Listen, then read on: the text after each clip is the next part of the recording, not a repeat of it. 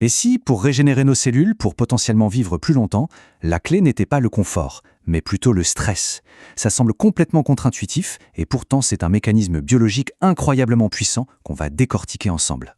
La question peut paraître un peu folle, non? Le manque d'oxygène?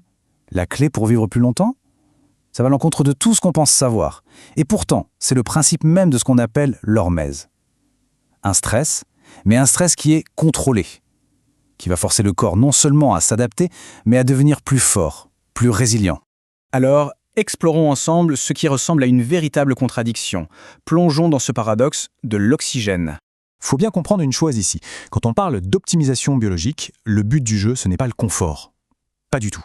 C'est l'adaptation. C'est précisément en sortant de notre petite zone de confort que le corps se dit « Ok, il faut que je réagisse » et qu'il active ses programmes de réparation et de renforcement les plus profonds. Et au cœur de cette adaptation, il y a un mécanisme absolument fascinant. On peut vraiment le voir comme l'interrupteur principal de survie du corps. Et cet interrupteur, il a un nom. HIF1-alpha. Alors, c'est un nom un peu technique, mais en gros, c'est un gène de survie ancestrale qui agit comme un système d'alarme ultra intelligent. Et son seul et unique déclencheur, c'est un faible niveau d'oxygène. Rien d'autre. Et le mécanisme derrière est d'une simplicité presque déconcertante. En temps normal, quand l'oxygène est abondant, le corps dégrade et élimine constamment HIF-alpha. Le système est sur off. Mais dès que l'oxygène se fait plus rare, c'est ce qu'on appelle l'hypoxie, la protéine, hop, elle se stabilise, elle fonce dans le noyau de la cellule et elle passe le système sur on. C'est aussi simple que ça. Et l'impact de ce passage à on est massif. On ne parle pas d'activer un ou deux petits gènes par-ci par-là, non. On parle de plus de 200 gènes, tous liés à la survie et à la régénération. C'est une véritable cascade de réactions qui se propage dans tout l'organisme. Alors concrètement, qu'est-ce qui se passe dans le corps quand on appuie sur ce bouton? Regardons un peu les bénéfices de ce renouvellement cellulaire. Les résultats sont franchement impressionnants. L'activation d'HIF1-alpha, ça stimule ce qu'on appelle l'angiogénèse, c'est-à-dire que le corps crée littéralement de nouveaux vaisseaux sanguins, comme une nouvelle tuyauterie pour mieux irriguer les organes et la peau. Ça booste aussi l'EPO naturel, ce qui rend le sang beaucoup plus efficace pour transporter l'oxygène. Et les conséquences directes de ça, c'est une endurance physique qui grimpe en flèche et une récupération, que ce soit du cerveau ou des muscles, bien plus rapide. La question logique qui vient tout de suite après, c'est « D'accord, mais comment on fait, nous, pour actionner ce fameux interrupteur de manière intentionnelle et surtout en toute sécurité ?» Eh bien, il existe 3 grands leviers sans avoir besoin de produits chimiques. D'abord, l'apnée statique, retenir sa respiration, mais par séries courtes et contrôlées. Ensuite, l'entraînement fractionné à haute intensité, le fameux HIIT, qui va littéralement vider les muscles de leur oxygène.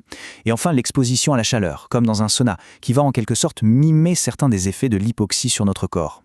Mais attention, et c'est un point vraiment crucial, HIF1-alpha, c'est un stresseur puissant pour le corps. Une activation trop forte, trop fréquente peut devenir contre-productive. Comme toujours en biologie, tout est une question d'équilibre. C'est la dose qui fait le remède.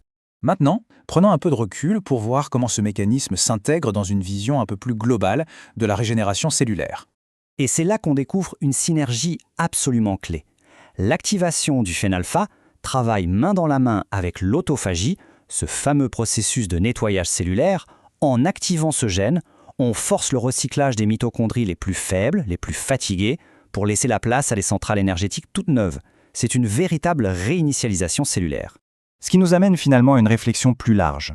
Notre monde moderne, avec son confort permanent, son oxygène à volonté, a tendance à endormir nos capacités naturelles de régénération.